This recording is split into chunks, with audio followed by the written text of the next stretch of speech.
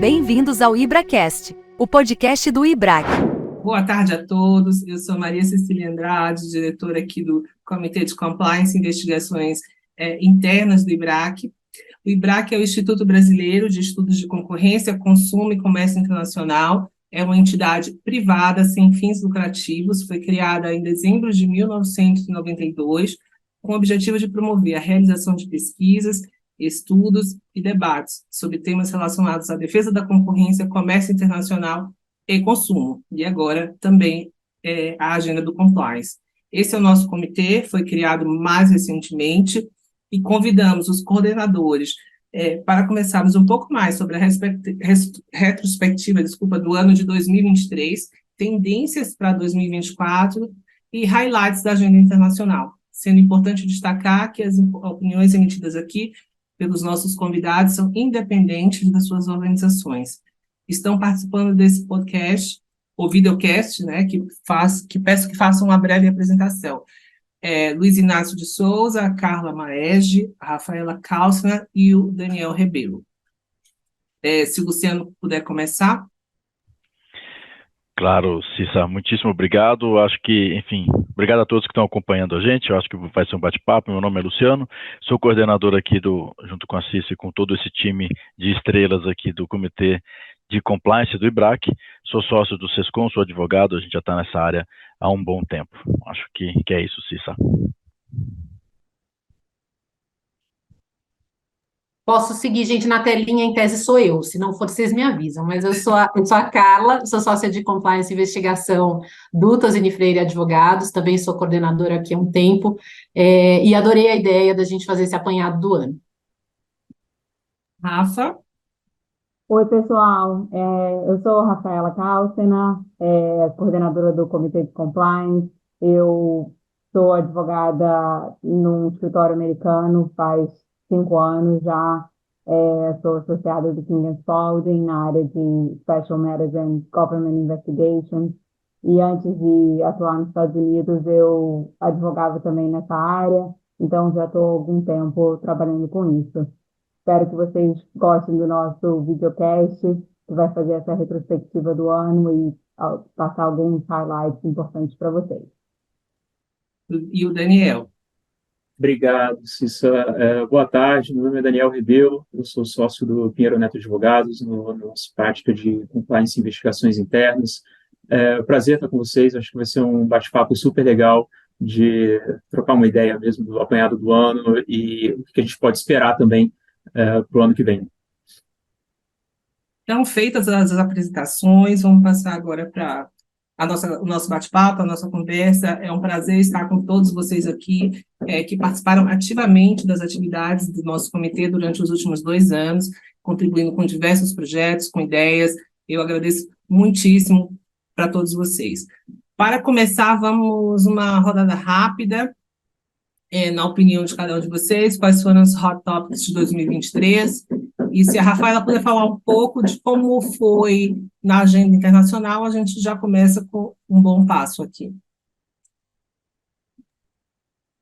Bom, eu posso começar com a agenda internacional e aí a gente muda para o foco Brasil, então. Bom, aqui nos Estados Unidos, o DOJ continua bem focado na responsabilização dos indivíduos e tem incentivado cada vez mais a autodenúncia. E para incentivar a autodenúncia, o que o DOJ fez foi criar políticas que deixam mais claras quais são os benefícios para as empresas que fizerem a autodenúncia imediatamente após a descoberta dessa violação. Então, por exemplo, o DOJ ele não pedirá mais guilty plea para empresas que fizerem autodenúncia, cooperarem com as investigações e tempestivamente remediarem a conduta. E também não irá impor monitores, aqueles monitores externos, que às vezes eles são impostos depois de um acordo, no caso da empresa demonstrar que implementou e testou o programa de funcionando efetivamente. E então todos os escritórios do DOJ na esfera criminal hoje possuem uma política sobre autodenúncia no seu website. E em relação à agenda de compliance, especificamente, o que foi bem importante esse ano foi a atualização do guia de compliance do DOJ. Esse guia ele serve para orientar os procuradores na avaliação dos programas de compliance das empresas. Então, por isso, as empresas elas usam esse guia para saber se o programa de compliance dela está atendendo às expectativas do Departamento de Justiça americano. Tem 2 pontos bem importantes que foram introduzidos esse ano e foram bem discutidos. O primeiro é sobre a estruturação de remuneração e políticas de consequência, desculpa. Então, o guia, ele incentiva que as empresas criem uma cultura de compliance que premie condutas positivas e puna condutas negativas. Então, por exemplo, será avaliado se a empresa considera na remuneração dos executivos comportamentos consistentes com os valores de compliance, se compliance é uma métrica na remuneração dos executivos e pode ser considerado como um fator de promoção na carreira. E, da mesma forma, ao contrário, se teve uma investigação e mostrou que um indivíduo estava envolvido numa conduta, o Departamento de Justiça ele vai olhar se a empresa, por exemplo, tem uma política que retém a remuneração ou quer reaver remuneração que já foi paga para um indivíduo envolvido numa violação. Isso que muito provavelmente não seria uma coisa possível no Brasil por outras legislações, legislação trabalhista, por exemplo. Mas a gente pode discutir isso um pouco mais depois. Um outro ponto, o segundo ponto que foi introduzido esse ano, é sobre as políticas para assegurar que comunicações eletrônicas, tipo e-mails, mensagens de textos sobre os negócios da empresa, fiquem preservadas nos arquivos da empresa. Então, é importante que os canais de comunicação usados pelos funcionários, aprovados ou não pela política, sejam disponíveis para a empresa acessar e preservar essas comunicações.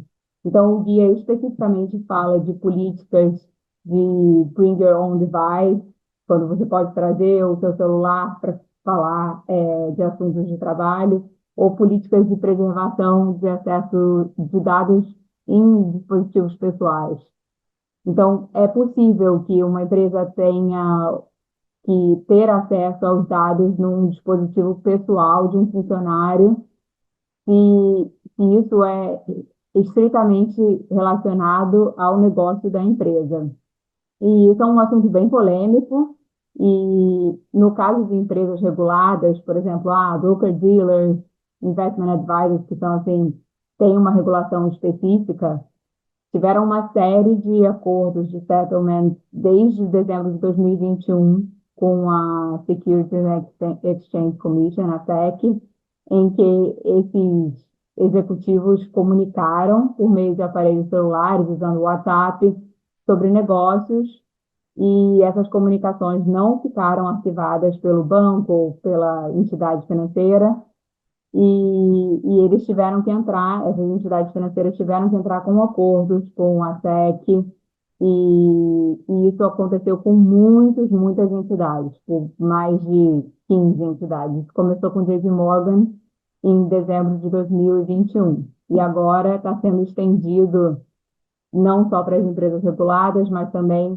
de uma forma mais abrangente, com essa atualização do guia de compliance em março de 2023. Então, esses 2 temas são bem sensíveis e, por conta de restrições das leis trabalhistas do Brasil, muito provavelmente não seriam aplicados no Brasil. Mas aí eu acho que nossos experts na lei brasileira podem até comentar um pouco mais, se eles quiserem. Mas acho que por aqui é isso que eu tenho visto, esse foco nos indivíduos, foco em self-disclosure, que é a autodenúncia, e esses 2 assuntos no guia de compliance que foram bem polêmicos. Obrigada, Cissa. Obrigada, Rafa. Quem quer? A Carla, vamos deixar pela nossa agenda de diversidade já entrando, né? Mas se você quiser comentar, Carla, o que você entende aí, enfim, quais são seus destaques? Claro, e eu vou tentar fazer de uma maneira mais highlights, até para dar oportunidade para o Daniel e para o Luciano, que eu tenho certeza que a maior parte dos tópicos que eu vou trazer são os tópicos que a gente vai querer discutir ao longo da nossa conversa. E vou te falar que estava olhando hoje de manhã, né? Vamos fazer um apanhado, o que aconteceu. E a gente acabou de passar por 2 eventos grandes da CGU, com tanto anúncio de novidade, que é difícil ter a perspectiva do ano. Uma das coisas que eu lembrei, 10 anos da lei anticorrupção. Então, foi um ano muito marcante em termos de balanço de tudo que foi feito de iniciativa pela CGU, pelas autoridades estaduais, como a gente evoluiu na parte de acordo de leniência, na parte de fomento à integridade. Foi também o ano em que a CGU passou por uma grande reestruturação, com um novo ministro, uma nova equipe, né, tentando dar mais organicidade, então isso foi interessante. Um aumento, é engraçado, né, depois que a gente sai de Lava Jato, a percepção, você comenta com todo mundo do setor, e nossa, esse ano a gente não teve enforcement. E, ao mesmo tempo, foi o ano em que a CGU mais teve maior número de processos administrativos por responsabilização. Então, às vezes, a gente perde um pouco a perspectiva. Ao mesmo tempo, em acordo de leniência, a gente acabou de ter, foi ontem, antes de ontem, né, que foi anunciado mais um, que também é uma raspinha do tacho ali de 2020. E por último, aqui para abrir para discussão, também acho interessante que, apesar de ter sido o ano dos 10 anos da lei anticorrupção, a gente falou muito de outros temas, obviamente, agenda ESG, mas também de questões como assédio, que é também, acho que, uma continuidade do que aconteceu em 2022, com a publicação do Guia Lilás, questões de trabalho escravo, e como incorporar tudo isso numa avaliação de programa de integridade. Então, e, por último, não podia esquecer a questão das fraudes contábeis. Então, olhando para o guarda-chuva de potenciais questões de compliance, a gente andou bastante do campo de apenas corrupção e fraude à licitação para um universo maior, né? Talvez eu possa pegar o gancho aqui, Carla, e depois o Luciano também complementa, mas acho que você pegou realmente pontos super importantes. Na parte de par, realmente foram 60 em 2022, 63 instaurados em 2023, então teve um aumento. O que a gente está vendo também é que a quantidade de soluções consensuais, não só no acordo de leniência, mas utilizando ainda o julgamento antecipado, e no futuro, quem sabe, o termo de compromisso, quando for devidamente regulamentado, cresceu muito. Esse ano foram 25 julgamentos antecipados, que arrecadaram mais de 35 milhões. Eu acho que você pegou um ponto fundamental na questão da fraude contábil, e eu acho que vale também, já pensando no futuro, o que isso vai alterar na realidade das empresas e dos administradores, inclusive das empresas de capital aberto. A gente sabe que saíram 4 PLs importantes da CPI, responsabilizando administradores, e acho que vai ser alguma coisa também curiosa para a gente acompanhar com cuidado no ano que vem. E, lógico, 2 assuntos que continuam sempre muito quentes, né? O Proética teve um aumento também em relação a 2022, 84 empresas conseguiram Proética, mostrando que ainda tem um incentivo, uma vontade das empresas de implementar as medidas internas, e as autoridades estão reconhecendo isso. E no campo institucional, com todas as mudanças de governo, a gente sabe que o ministro Vinícius e o ministro Messias têm um diálogo muito bom. O ministro Vinícius também tem dito em todos os eventos que tem avançado bastante no diálogo com o TCU, principalmente com o ministro Bruno Dantas. Aponta que a gente ainda está acompanhando com mais cuidado e curiosidade realmente como vai ficar a interação com o Ministério Público. Tenho certeza que com as novas nomeações, enfim, com as mudanças também no Ministério Público, essa agenda tem tudo para avançar, tem tudo para a gente ter um panorama muito mais seguro aí nos próximos anos. Luciano? A parte legal de fazer parte de um painel de estrelas como esse é que quando a gente chega para falar na parte final, resta pouca coisa. Assim, eu não tenho a não ser assinar embaixo tudo que foi falado. Isso é fantástico. Assino embaixo tudo que todo mundo, o que disse, que Carla, Daniel, o que Rafaela disse. enfim, disseram. Para mim, na minha perspectiva, quando a gente olha a tua pergunta, né, Cissa, foi o ano de 2023, o que foi? Eu acho que, sem sombra de dúvida, a anticorrupção deu espaço à ESG. Não tivemos anticorrupção esse ano. Você falando claramente, né? A gente está num processo de reestruturação e há uma expectativa para o ano que vem, e eu acho que tem elementos fortes nisso, acho que a gente pode discutir isso um pouco mais à frente, há elementos indicativos de que o ano que vem vai ter um pouco mais de enforcement, mas esse ano foi o ano do ESG. Tanto do ponto de vista do trabalho escravo, tivemos aí a ressaca começamos o ano com uma ressaca de vinho e depois a gente foi caminhando aí em outras áreas também nesse mesmo sentido. O assédio, como já viu, de um aumento dos últimos 5 anos, houve um aumento exponencial nesse sentido. Eu acho que o ESG entrou também nas entranhas da administração pública federal quando a CGU deixa muito claro que a partir de agora o selo Proética na próxima rodada vai trazer elementos do ESG. Enfim, não tem como a gente deixar de dar esse highlight para a pauta. Considero a pauta ainda vai estar presente nos próximos anos, tende talvez a se acomodar, mas vai estar presente aí nos próximos anos, mas esse ano de 2023 foi a pauta ESG, claro, e com todas as considerações dessa mesa estelar que nós tivemos hoje aqui. Eu queria dar só um comentário no que vocês falaram sobre as investigações contábeis.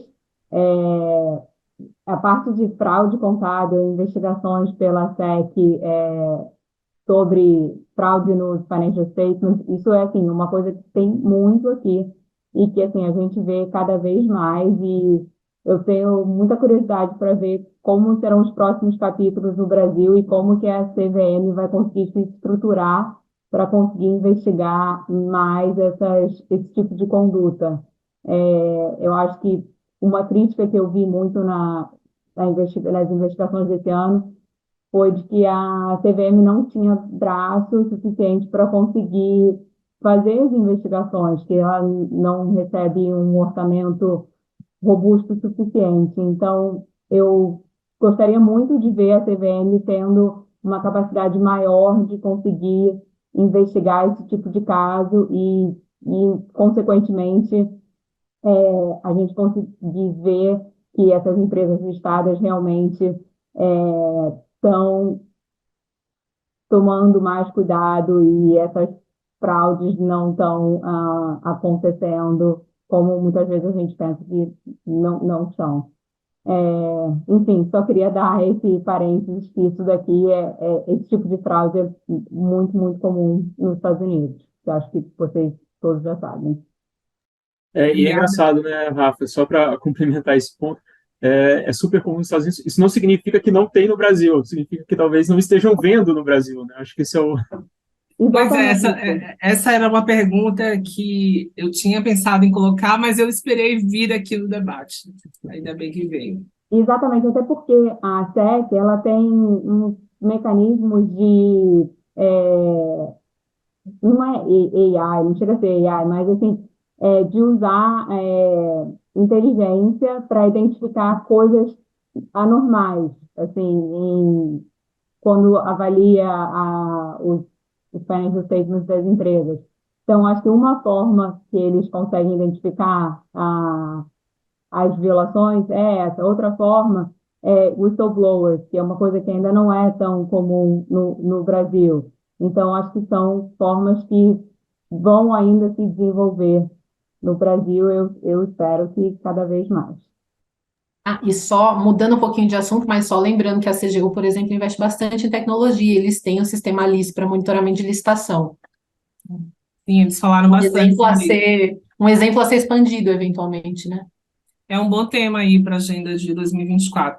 Então, gente, muito obrigada, a gente está começando aqui com o pé direito. E pegando um gancho aí nesses destaques, no final de 2020, em outubro, salvo engano, foi publicado o relatório da 4ª fase de avaliação sobre o cumprimento pelo Brasil da Convenção Anti-Suborno da OCDE. E houve um destaque muito grande em relação às críticas, houve muitas críticas em relação aos casos de corrupção, em razão de recente decisão do STF. A gente não vai discutir aqui a decisão do Supremo Tribunal Federal, O que eu gostaria de ouvir de vocês sobre esse tema seria sobre duas perspectivas. Se de fato a OCDE aponta um problema que pode afetar a agenda de combate à corrupção, eu acho que, pelo que a primeira rodada não, e aí a gente pode desenvolver um pouco, e também como tem sido a gente que participa dos eventos de compliance, toda essa discussão, a Carla trouxe aí os 10 anos da lei anticorrupção, e sempre você ouve dos profissionais da área de compliance se eventual arrefecimento dessa agenda poderia prejudicar essa agenda específica do compliance.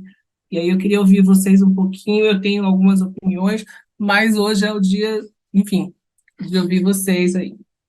Não sei quem gostaria de começar. Acho que o Luciano, que foi o último, né? Vamos lá. Pergunta tranquila, fácil essa, Cissa. Eu acho que a OCDE, enfim, eu acho que um primeiro ponto, né, colocar como premissa básica, eu acho que o compliance ele chegou e chegou para ficar. Eu acho que a gente não tem como voltar atrás, não é um caminho que tem volta, seja por compromissos contratuais, seja por compromissos de mercado, seja por enforcement que vem de governo, que pode variar na medida do tempo, enfim, no correr do tempo. Eu acho que o compliance ele chegou para ficar, e você tem aí um estado da arte já que nos dá esse certo conforto. Quando a OCDE chega e, de fato, ela indica que houve uma diminuição no enforcement, enfim, a decisão do Supremo, enfim, talvez possa encaminhar por esse lado, pode sim, no primeiro momento, indicar que existe aí um prejuízo à agenda de compliance, mas eu não vejo dessa forma. Eu acho muito antes pelo contrário. E até pegando um pouco do resgate da minha última fala, que a própria agenda ISG demonstrou essa importância, né? Que o compliance, ele de fato está instalado, você tem outros problemas a serem enfrentados e, de fato, a agenda compliance, vamos colocar aqui, a agenda compliance continua. Eu acho que ela tem de tudo para poder, sem prejuízo aí de talvez, e aí eu não gosto de deixar, quando a gente falar, mas não tem tanto prejuízo, não, acho que tem, eu acho que o governo tem que prestar atenção nessas políticas anticorrupção. Então daí eu deposito maior confiança no Vinícius, no ministro Vinícius. Eu acho que ele vai trazer uma pauta importante, ele deixou um legado muito importante no CAD, eu acho que ele vai trazer da mesma forma aqui para a CGU, e é nisso que a gente acredita, porque é uma pauta importante, é uma das pautas. Hoje a gente tem um Compliance 4.0, que inclui aí um ISG, que inclui outras pautas, mas a gente não pode deixar de lado a anticorrupção. Então, seria uma primeira reação, seria essa, Cissa. Obrigada, Luciano. Quem gostaria, não sei se Carla ou Daniel. Eu vou só fazer um comentário. Fiquei pensando sobre essa pergunta, aqui mais na perspectiva do que veio na avaliação da OCDE. E pessoalmente, né, um negócio que eu achei que o timing foi ruim, porque foi uma avaliação, se passaram 10 anos da última avaliação, é inacreditável o quanto a gente evoluiu com relação a diversas questões de combate à corrupção, de questões de compliance em geral. Veja só, a gente está discutindo aqui o que é ter um sistema de integridade, que incorpora aspectos de ESG, que incorpora, por exemplo, política de AML. Então, é um negócio muito maior. A gente já passou de temos um programa e a discussão é qual é a efetividade desse programa, como você mensura, como você integra. Então, meu comentário eu achei que foi um timing muito ruim, porque a gente teve um pico, a gente teve um monte de evolução, e apesar delas terem sido também reconhecidas, acabaram ficando, acho que, com uma sombra pelos andamentos que aconteceram nos últimos anos. E aí, uma série de questões, mas enfraquecimento do Ministério Público, ataques à operação, decisões que saíram, enfim, uma série de questões que, ao olhar, o olhar do engenheiro de obra pronta, né? Muita coisa foi feita, agora você olha, sim, de fato, teve uma série de questões que poderiam ter sido feitas de modo diferente, mas teve também uma série de avanços que acabaram ficando um pouco perdidos pelos acontecimentos dos últimos anos. Obrigada, e Daniel, enfim, Três comentários muito breves aqui da minha parte, que eu acho que vocês já falaram tudo. Primeiro, fiquei pensando no que o Luciano falou. Concordo com ele, claro, o compliance está aí, agora tem obrigações em qualquer tipo de operação financeira, em qualquer tipo de, operação comercial, mas tem que ter muito cuidado. Eu acho que é algo que tem que ficar cuidando, regando todo dia ali, a atenção com o compliance, a atenção com as pessoas, o investimento que é feito no compliance, para a gente não deixar que ele seja um compliance efetivo. Acho que a grande preocupação agora é fazer com que o compliance não seja o compliance de papel, o compliance que é para mostrar e cumprir obrigações, e que seja realmente um compliance efetivo. Essa obrigação, essa questão ainda causa muita preocupação. O que a gente vê é óbvio, algumas empresas realmente diminuíram investimentos em compliance em 2023 por vários motivos, seja pela própria avaliação de risco, seja por motivos próprios de negócio, mas eu acho que é uma coisa que tem que ficar regando ali todo dia, é muito frágil, né? E eu acho que um cuidado que enfim, a gente tem que ter na cabeça nos próximos anos. Sobre os outros dois comentários, acho que o primeiro, indo no que a Carla falou, realmente o que a gente escutou bastante em 2023 foi a questão de retaliação contra autoridades, e acho que isso vai ter que ser tratado de uma forma ou outra, para evitar que esse tipo de coisa aconteça ou que tenha um impacto negativo sobre a agenda anticorrupção, e indo um pouco lado a lado ali com essa questão da inexistência ou cuidados com a retaliação, também a atenção que a gente vai ter que ter cada vez mais com a forma como as investigações são conduzidas. Eu acho que o caso do STF mostrou um pouco isso, e estabelecer procedimentos de cadeia de custódia, estabelecer procedimentos específicos de obtenção de provas, para que isso não aconteça no futuro, para que não tenha um problema de invalidação de provas no futuro. Acho que esse pode ser até um lado positivo de cuidado com investigações e obtenção de provas, que a gente vai ficar atento também no futuro. Obrigada. Nossa, eu estou... Realmente, esse é um tema aqui que eu acho que o Daniel aí fechou com chave de ouro, aí, todo esse ponto, e o que a Carla falou é assim, eu não tinha pensado sobre essa perspectiva, mas você tem absoluta razão, porque é uma agenda que talvez tenha vindo realmente no time errado, são 10 anos, e a gente sabe que muita coisa foi construída, mas é como o Daniel aí fechou, a gente tem que continuar molhando a plantinha ali, regando a plantinha todos os dias.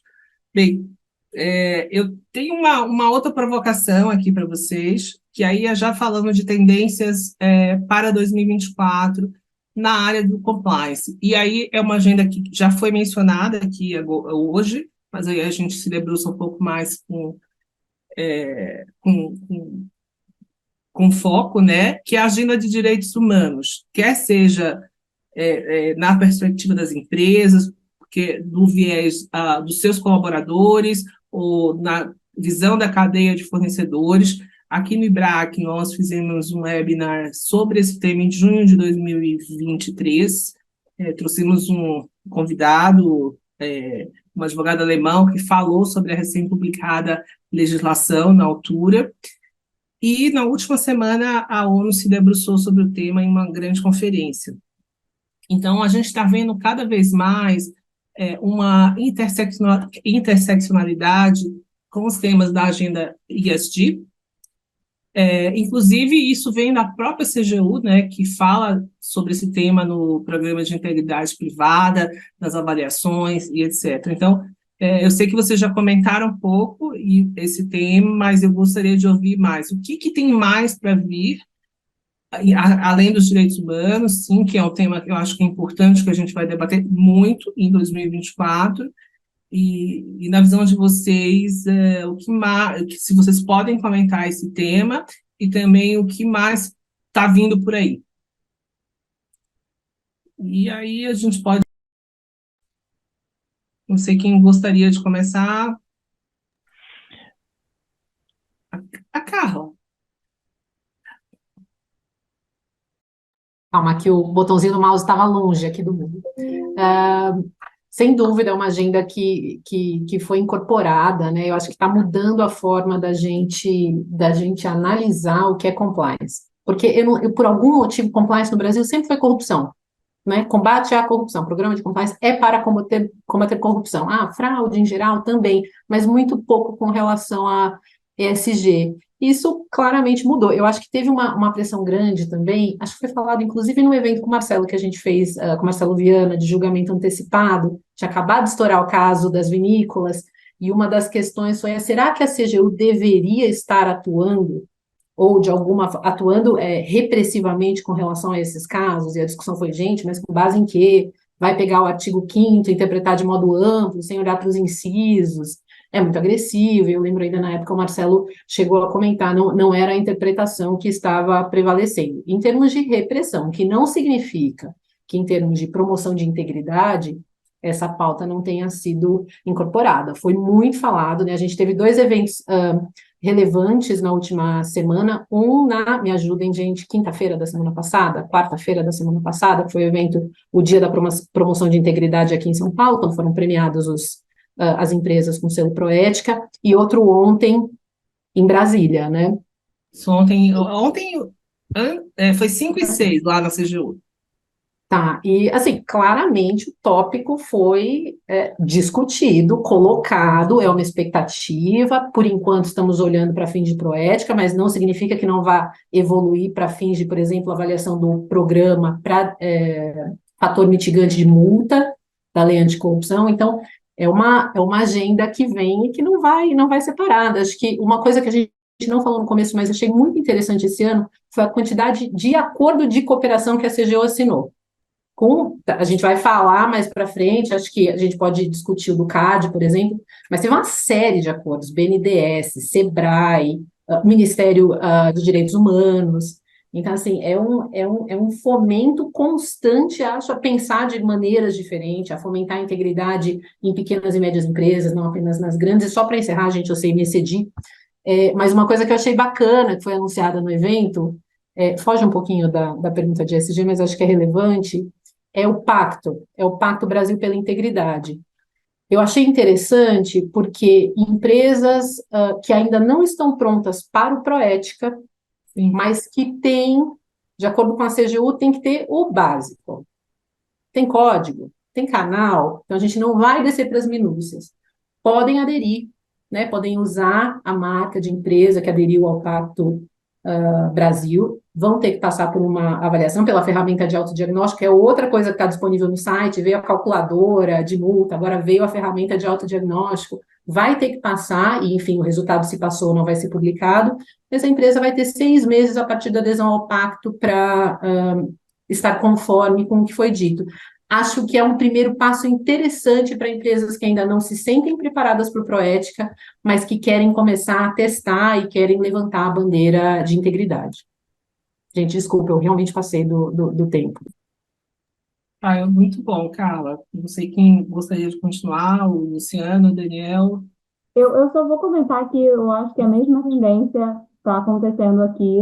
A gente tem visto cada vez mais discussões, investigações que se debruçam sobre temas ESG, e eu acho que isso é uma tendência que a gente vai continuar vendo nos próximos anos. Eu já falei muito no começo do podcast, não vou mais tomar o tempo de todo mundo, não, só para dizer que eu vejo a mesma toada aqui.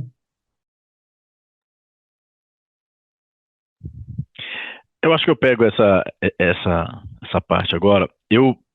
De novo, eu continuo achando que realmente tendência, acho que já comentei isso, ESG para mim é a tendência também do ano que vem, a gente não tem como fugir disso, tem tendências internacionais, tem muita discussão a respeito, acho que grandes instituições e organismos internacionais entraram nessa discussão de direitos humanos e a pauta ESG é alimentada de direitos humanos, então a gente tem isso ainda pela frente. Concordo com a Carla com o ponto dos acordos que o CAD estava fechando, também acho que é um grande sinal de que talvez o ano que vem a gente tenha um maior enforcement de anticorrupção e outras áreas aí correlatas, mas talvez um foco maior nessa a parte raiz do compliance que a gente entende aqui no Brasil, então talvez a gente tenha aí um maior enforcement nesse ponto.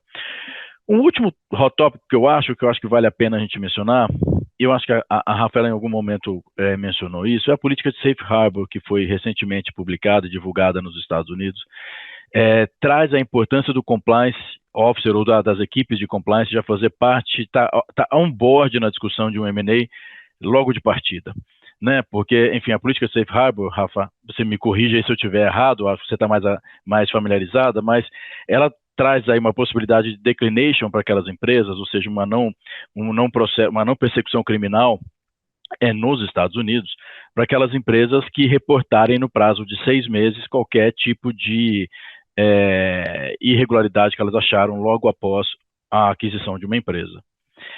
Enfim, isso afeta empresas americanas ou empresas que são listadas nos Estados Unidos, ainda há uma certa discussão a respeito disso, mas o fato é que vai ser melhor desenvolvido ano que vem, deve vir guias aí um pouco mais detalhados, mas isso é legal e isso é bom. Acho que junto aí com essa movimentação que a gente está vendo, você novamente trazer o compliance officer ou a equipe de compliance da empresa como um elemento importante na discussão de um M&A. Isso a gente sabe que isso reflete numa due diligence mais bem feita e depois, quando você de fato está em place, você realmente tomar as atitudes que devem ser tomadas. Eu acho que essas são as 3 tendências que eu vejo para o próximo ano, pelo menos de uma discussão e que pode aí gerar uma certa movimentação na área.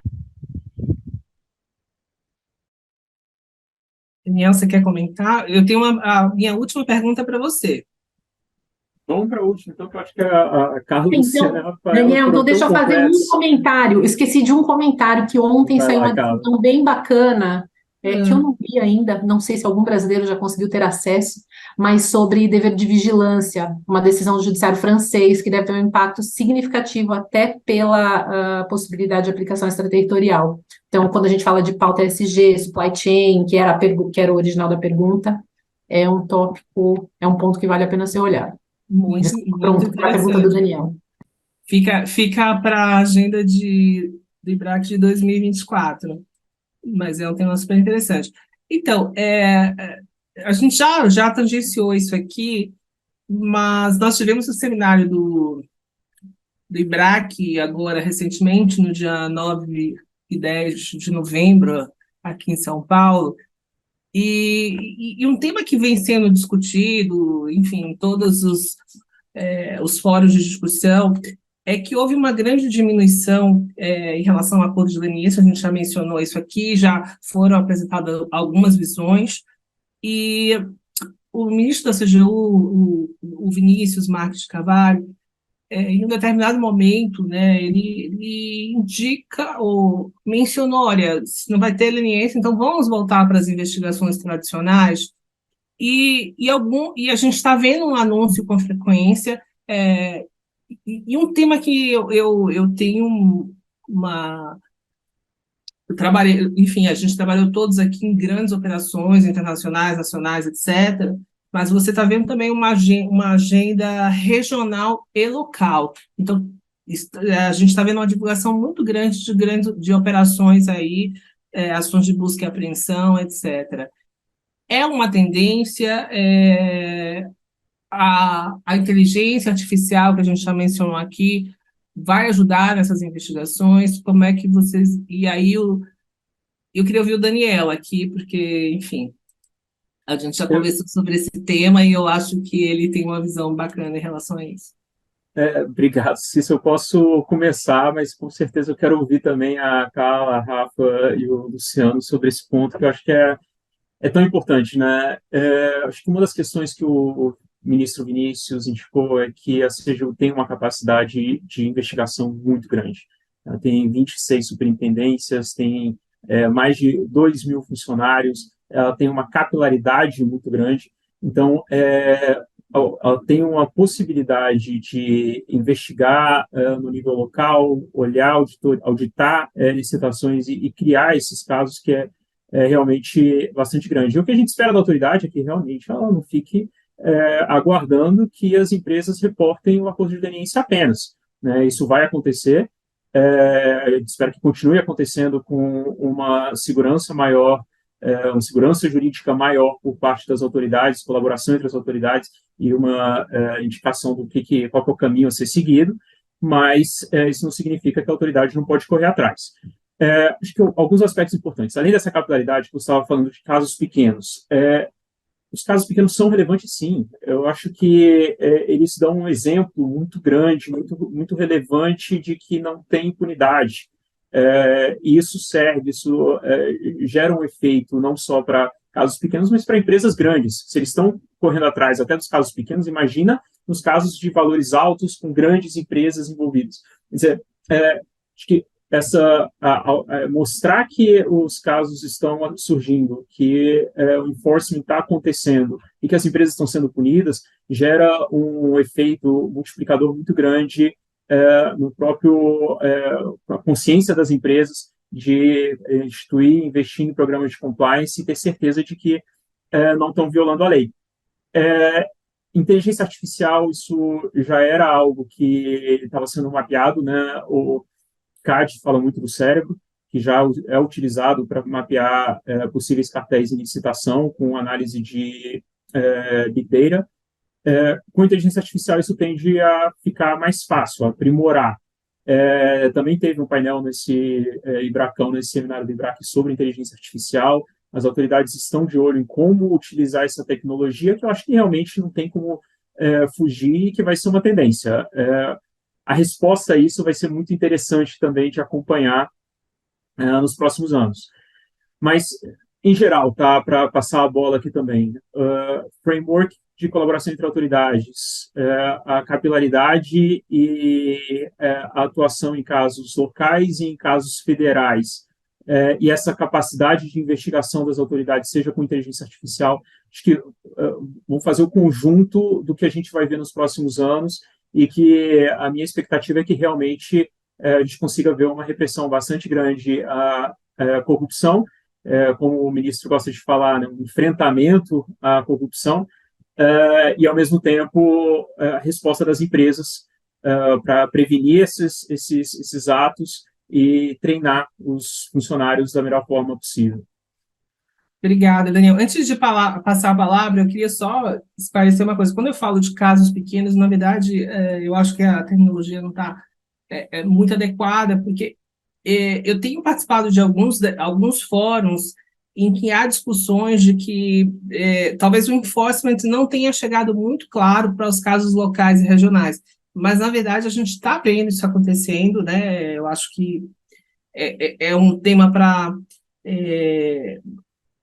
a gente estar atento, e aí os nossos ouvintes, né, quer dizer, que advogam em outros estados aí do país, acompanhar um pouco mais de perto, porque as atividades estão acontecendo ao nível mais local.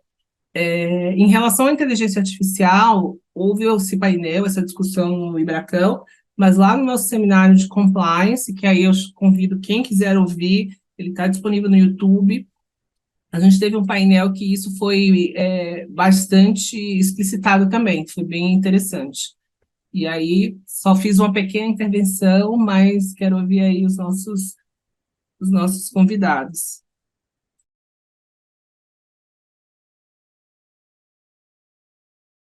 Lu, quer falar? Porque senão eu sou sempre a primeira, também não posso ter preferência em todas. Não. Não, então tá, enfim, eu vou reagir aqui. Enfim, não tem como não concordar mais com o que o Daniel disse. Vejo também eu acho que a gente chegou a comentar um pouco antes, né? Havia aí uma discussão logo no período de transição do governo, que o governo logo ia se preocupar com back on track do enforcement de anticorrupção. Acho que ele e é natural, tá? Virada de governo, primeiro ano de governo, é como você começar uma grande caminhada, uma grande corrida de bicicleta, algo assim, você começa a pedalar e você vai pedalando e aos poucos você vai pegando o embalo e vai pegando um pouco mais envergadura. Eu acho que é isso que está acontecendo. Esse movimento, concordo totalmente com o Daniel que o pequeno está sendo olhado agora, e pequeno entre aspas, tá?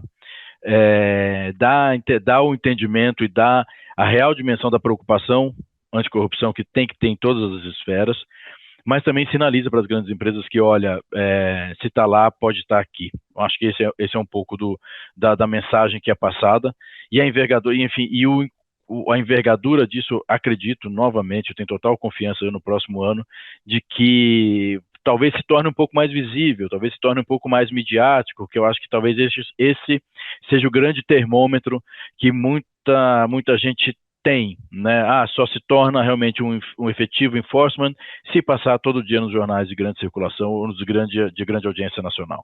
O que a gente sabe que tem uma certa razão, mas também não é tanto assim, tanto é que existem muitas investigações correndo hoje, muito embora ainda me pareça, no primeiro quilômetro da corrida, você ainda está se aquecendo, acho que é natural, faz parte, e eu tenho total confiança e expectativa positiva para 2024. Acho que o ministro já tem track suficiente para mostrar que consegue pôr em marcha isso daí. Então, é esperar, e eu acredito que a gente vai ter uma boa perspectiva ano que vem. Também não posso concordar mais, tanto com o Daniel quanto com o Lu, porque acho que são os pontos cruciais, né? A gente pensa, por que será que teve uma queda em acordo de leniência? E, ao mesmo tempo, será que teve uma impressão de aumento de enforcement, né? Eu acho que sempre que você pensa em combate, em medidas de repressão, a gente pensa no enforcement, mas a gente também pensa nos incentivos. Então, acho que um ponto que vocês trouxeram quando a gente fala de casos pequenos ou de casos locais, é uma coisa que a CGU chegou a falar no meio do ano, que é o ponto de, como eles têm esse foco em auditar contratos, eles acabam pegando casos menores, às vezes de empresas menos conhecidas, que não dão aquele deterrence effect, porque não dá tanta mídia quanto os casos grandes. Então, a percepção, veja, não é que não está tendo enforcement, mas a percepção é que ele não é tão, não é tão amplo. E uma das medidas que a CGU chegou a anunciar que ia focar, eu não achei que aconteceu esse ano e talvez esteja guardado para o ano que vem, é uma atuação mais focada em setor, que é uma atuação que foi muito prevalente com o CAD, né? Olha, vamos olhar para o setor de autopeças. Gente, todo mundo que está no mercado, todo fabricante fica atento que pode acontecer. Então, essa talvez possa ser uma medida que aconteça no ano que vem. E um outro ponto, eles a CGU chegou a anunciar o TAC, que, como o Daniel colocou, ainda não foi regulamentado, então a gente não sabe exatamente que tipo de diferença o TAC vai trazer com relação ao julgamento antecipado, apesar que no evento que a gente fez em fevereiro sobre julgamento antecipado, a discussão era justamente, a gente quer sofisticar, melhorar. O julgamento antecipado foi o passo inicial, né? E uma das coisas que foi falada foi a gente precisa pensar em incentivos maiores, mesmo quando a gente fala de leniência. Porque leniência, que é o caso mais espontâneo, é o primeiro, ainda assim você não tinha isenção da multa, né? E uma das coisas que a gente tem ouvido em termos de proposta da CGU, não sei até que ponto vai evoluir, mas também seria interessante ver no ano que vem, é a questão do declination. Então, deixar de aplicar a multa, como que vai ser formulado, se vai ser em formato de memo, uma questão de política pública mais americana, e quais serão os critérios, acho que não estão claros, mas seria interessante ver se essa frente também evolui. Gente, a gente está caminhando aqui para o final, né? O nosso episódio do IbraCast está terminando. Nossa, eu aprendi muito aqui com todo mundo, foi um bate-papo super enriquecedor. Vamos aguardar os próximos encontros aí em 2024. Eu gostaria de agradecer aí a presença dos nossos coordenadores. Muito obrigado mesmo. Posso falar só uma coisa, Claro. antes de você terminar? Eu acho que a gente não pode terminar esse IbraCast aqui depois desse tempo de convivência, sem te dar parabéns também pelo trabalho que você fez na diretoria de compliance. Ai, gente. E agradecer toda a parceria, o apoio aos projetos, puxar as pautas, e realmente foi um trabalho que a gente sabe que demanda muito tempo, muito desprendimento, e acho que a gente não poderia terminar esse episódio sem te dar parabéns e desejar sucesso nas próximas etapas que você vai ter, que eu tenho certeza que vão ser brilhantes, tão brilhantes quanto, e conte com a gente. Gente, eu fiquei emocionada agora, estou sem palavras, mas Muito obrigada, Daniel. Muito obrigada aí, Luciano, Carla, Rafa, os demais coordenadores que hoje não, infelizmente, não puderam participar, mas eu eu fiquei sem palavras. Vou Se alguém falar, quiser. Cissa, pode ficar, porque foi muito bacana. A gente fez uma série de eventos diferentes, não tópicos novos, com autoridades, falando de neuropsicologia, neurociência aplicada Exato. ao compliance, falamos de SG, e acho que não só você deixa um legado super bacana na diretoria de compliance, como você também não poderia estar assumindo um papel mais alinhado com os seus valores e com as suas iniciativas. Então, acho que vai ser só uma continuidade. Vocês estão Tudo que querendo já que eu vem chore, fazendo. né? Ai, obrigada. Mas é verdade, Cícero, você está de parabéns. A Ai, gente gente. sabe quantas vezes você foi lá e puxou a agenda e fez a gente. Você fez realmente o grupo evoluir, provocando sempre as discussões e fazendo a agenda acontecer. Parabéns. Obrigada por ter nos dado a oportunidade de contribuir com essa agenda.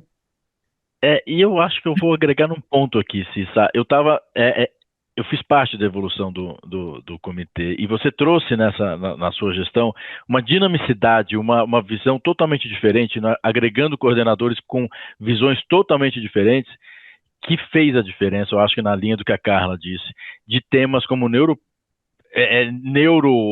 dentro do ambiente de compliance, foi das mais, vou colocar, diferentes que eu já vi e que agregou de uma forma fantástica. Só tenho que agradecer, eu acho, na linha do que todos trouxeram. Conheço Cissa, já ouvi falar de Cissa quando eu comecei no CAD, um bom tempo atrás, e sempre me falaram coisas excelentes dela. E eu só tive a constatação disso nesses 2 anos de parceria. Obrigado, Cissa. E Obrigada boa a sorte no vocês. seu novo desafio. Vamos lá, em frente. Gente, olha, eu tô meio sem palavras, mas nada disso aconteceu se eu não tivesse aí o apoio de todos vocês e demais coordenadores. E vamos em frente, né? Ainda tem muita estrada aí, vamos trazer mais gente, engajar mais pessoas, acompanhar as grandes tendências. Eu gosto de novidade. Então, vamos em frente. Obrigada e até 2024. Espero que a gente tenha novos EibraCasts aí discutindo temas relevantes aqui da agenda de compliance e investigações. Eu ia falar investigações internacionais, investigações internas. Obrigada.